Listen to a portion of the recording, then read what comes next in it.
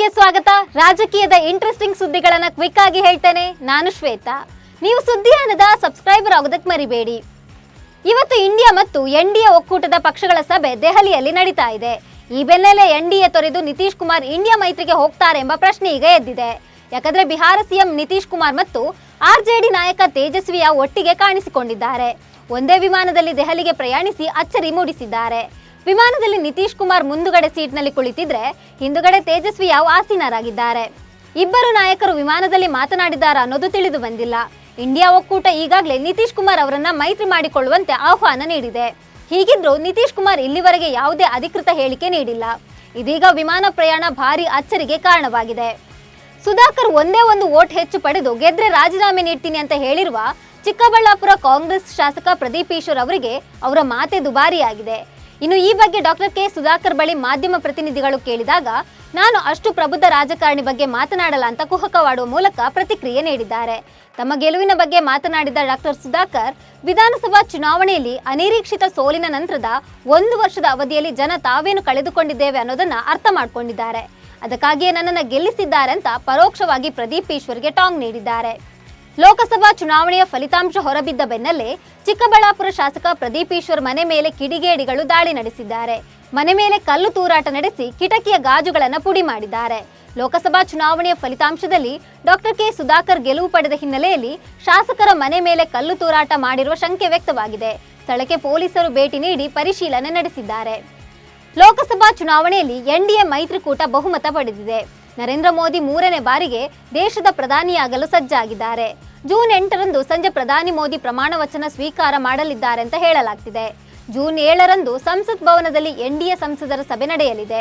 ಈ ಸಭೆಯಲ್ಲಿ ಎನ್ಡಿಎ ಆಡಳಿತವಿರುವ ರಾಜ್ಯಗಳ ಮುಖ್ಯಮಂತ್ರಿಗಳು, ಉಪಮುಖ್ಯಮಂತ್ರಿಗಳು ಮತ್ತು ವಿವಿಧ ಪಕ್ಷಗಳ ಸದಸ್ಯರು ಭಾಗವಹಿಸಲಿದ್ದಾರೆ. ಅದರ ಮರುದಿನ ಅಂದ್ರೆ ಜೂನ್ 8ರಂದು ನರೇಂದ್ರ ಮೋದಿ ಪ್ರಧಾನಿಯಾಗಿ ಪ್ರಮಾಣ ವಚನ ಸ್ವೀಕರಿಸಲಿದ್ದಾರೆ.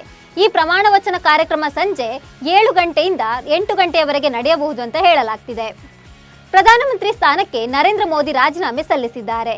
ಇವತ್ತು 17ನೇ ಲೋಕಸಭೆ ವಿಸರ್ಜನೆಗೆ ಶಿಫಾರಸು ಮಾಡಲು ರಾಷ್ಟ್ರಪತಿ ಭವನದಲ್ಲಿ ರಾಷ್ಟ್ರಪತಿ ದ್ರೌಪದಿ ಮುರ್ಮು ಅವರನ್ನ ಮೋದಿ ಭೇಟಿಯಾಗಿದ್ದಾರೆ. ಈ ವೇಳೆ ಮೋದಿ ರಾಜೀನಾಮೆ ಪತ್ರವನ್ನ ರಾಷ್ಟ್ರಪತಿಗೆ ನೀಡಿದ್ದಾರೆ. ರಾಷ್ಟ್ರಪತಿಗಳು ರಾಜೀನಾಮೆಯನ್ನ ಅಂಗೀಕರಿಸಿದ್ದಾರೆ. ಅಲ್ಲದೆ ಹೊಸ ಸರ್ಕಾರ ಅಧಿಕಾರಕ್ಕೆ ಬರೋವರೆಗೂ ಅಧಿಕಾರದಲ್ಲಿ ಮುಂದುವರಿಯುವಂತೆ ನರೇಂದ್ರ ಮೋದಿ ಮತ್ತು ಮಂತ್ರಿಮಂಡಳಿಗೆ ಮನವಿ ಮಾಡಿದ್ದಾರೆ. ಒಡಿಶಾ ಸಿಎಂ ನವೀನ್ ಪಟ್ನಾಯಕ್ ಮುಖ್ಯಮಂತ್ರಿ ಸ್ಥಾನಕ್ಕೆ ರಾಜೀನಾಮೆ ಸಲ್ಲಿಸಿದ್ದಾರೆ. ಒಡಿಶಾದಲ್ಲಿ ಆಡಳಿತ ವಿರೋಧಿ ಅಲೆಗೆ ಸಿಕ್ಕ ಆಡಳಿತಾರೂಢ ಬಿಜೆಡಿ ಅಧಿಕಾರ ಕಳೆದುಕೊಂಡಿದೆ. ಬಿಜೆಪಿ ಸರಳ ಬಹುಮತದೊಂದಿಗೆ ರಾಜ್ಯದಲ್ಲಿ ಅಧಿಕಾರದ ಚುಕ್ಕಾಣಿ ಹಿಡಿದಿದೆ. ಹೀಗಾಗಿ ಪಟ್ನಾಯಕ್ ಇವತ್ತು ಬೆಳಿಗ್ಗೆ ರಾಜಭವನಕ್ಕೆ ತೆರಳಿ ರಾಜ್ಯಪಾಲ ರಘುಬರ್ ದಾಸ್ ಅವರನ್ನ ಭೇಟಿ ಮಾಡಿದ್ರು. ಬಳಿಕ ರಾಜ್ಯಪಾಲರಿಗೆ ತನ್ನ ರಾಜೀನಾಮೆ ಪತ್ರವನ್ನ ನೀಡಿದ್ದಾರೆ. ಇದರೊಂದಿಗೆ 24 ವರ್ಷಗಳ ಪಟ್ನಾಯಕ್ ಅವರ ಸುದೀರ್ಘ ಆಳ್ವಿಕೆ ಕೊನೆಗೊಂಡಿದೆ. ಕಾಂಗ್ರೆಸ್ ನಾಯಕ ರಾಹುಲ್ ಗಾಂಧಿ ಈ ಬಾರಿಯ ಲೋಕಸಭಾ ಚುನಾವಣೆಯಲ್ಲಿ 2 ಕ್ಷೇತ್ರಗಳಲ್ಲೂ ಗೆಲುವು ಸಾಧಿಸಿದ್ದಾರೆ. ಈ ಗೆಲುವಿನ ವಿಡಿಯೋವನ್ನ ರಾಹುಲ್ ಗಾಂಧಿ ಹಂಚಿಕೊಂಡಿದ್ದಾರೆ.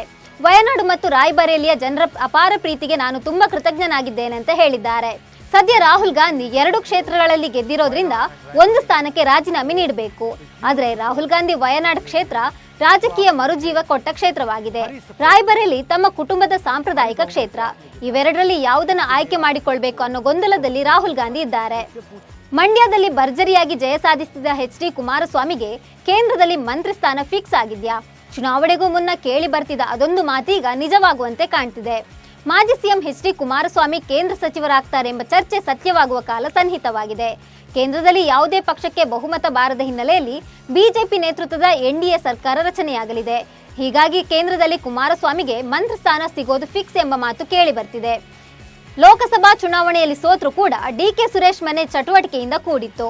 ಅವರ ಮನೆಯಲ್ಲಿ ಪಕ್ಷದ ಮುಖಂಡರು, ಸ್ನೇಹಿತರು ಮತ್ತು ಹಿತೈಷಿಗಳು ಬೀಡು ಬಿಟ್ಟಿದ್ದಾರೆ. BJP ಶಾಸಕರಾಗಿರುವ ST. ಸೋಮಶೇಖರ್ ಮತ್ತು ಶಿವರಾಮ್ ಹೆಬ್ಬಾರ್ ಸಹ ಇವತ್ತು ಸುರೇಶ್ ನಿವಾಸಕ್ಕೆ ಆಗಮಿಸಿದ್ದಾರೆ. ಬಿಜೆಪಿ ಶಿಬಿರದಲ್ಲಿ ಸೋಮಶೇಖರ್ ಮತ್ತು ಹೆಬ್ಬಾರ್ ರೆಬಲ್ ಶಾಸಕರಾಗಿ ಗುರುತಿಸಿಕೊಂಡಿದ್ದಾರೆ. ಅವರ ಒಲವು ಕಾಂಗ್ರೆಸ್ ಪಕ್ಷದ ಮೇಲಿರೋದು ಹೊಸ ಸುದ್ದಿ ಏನಲ್ಲ. ಅವರು ಕೂಡ ಪಕ್ಷ ಶಿಸ್ತಿನ ಕ್ರಮ ತೆಗೆದುಕೊಳ್ಳಲಿ ಅಂತ ಕಾಯ್ತಿದ್ದಾರೆ. ಆದರೆ ಶಿಸ್ತು ಕ್ರಮದ ಮಾತು ಹಾಗಿರ್ಲಿ, ಅವರನ್ನ ಕರೆಸಿ ಏನು ನಿಮ್ಮ ಸಮಸ್ಯೆ ಅಂತ ಕೇಳುವ ಪ್ರಯತ್ನವನ್ನ ಪಕ್ಷದ ರಾಜ್ಯಾಧ್ಯಕ್ಷ ಬಿ.ವೈ. ವಿಜಯೇಂದ್ರ ಮಾಡಿಲ್ಲ. ಕಾಂಗ್ರೆಸ್ ಪಕ್ಷದಿಂದ ಶಿವಮೊಗ್ಗದಲ್ಲಿ ಕಣಕ್ಕೆ ನಿಂತಿದ್ದ ಹ್ಯಾಟ್ರಿಕ್ ಹೀರೋ ಶಿವರಾಜ್ ಕುಮಾರ್ ಪತ್ನಿ ಗೀತಾ ಸೋಲು ಕಂಡಿದ್ದಾರೆ. ಸೋಲಿನ ನೋವಿನ ಬೆನ್ನಲ್ಲೇ ನಟ ಶಿವಣ್ಣ ಪ್ರತಿಕ್ರಿಯೆ ನೀಡಿದ್ದಾರೆ. ಫಲಿತಾಂಶಗಳು ನಮ್ಮ ಕಡೆಯಾಗದಿದ್ರೂ ನಿಮ್ಮೊಂದಿಗಿನ ಈ ಪಯಣ ಮತ್ತು ನಮ್ಮ ಜನರ ಅಚಲವಾದ ಬೆಂಬಲಕ್ಕಾಗಿ ನಾವು ಸದಾ ಕೃತಜ್ಞರಾಗಿರ್ತೇವೆ. ಮತದಾರನ ನಿರ್ಣಯಕ್ಕೆ ತಲೆಬಾಗುತ್ತಾ ನಾವು ಭವಿಷ್ಯದ ಬದಲಾವಣೆಗಾಗಿ ಪ್ರಯತ್ನಿಸುವುದನ್ನು ಎಂದಿನಂತೆಯೇ ಮುಂದುವರಿಸುತ್ತೇವೆ. ಪ್ರತಿಯೊಬ್ಬ ಕಾರ್ಯಕರ್ತರು ಹಾಗೂ ವಿಶ್ವಾಸವನ್ನಿಟ್ಟು ಮತ ಹಾಕಿದ ಪ್ರತಿಯೊಬ್ಬರಿಗೂ ತುಂಬು ಹೃದಯದ ಧನ್ಯವಾದಗಳು ಅಂತ ಶಿವಣ್ಣ ಪೋಸ್ಟ್ ಮಾಡಿದ್ದಾರೆ. ಇವಿಷ್ಟು ಪೊಲಿಟಿಕಲ್ ಹೈಲೈಟ್ಸ್. ನಮಸ್ಕಾರ.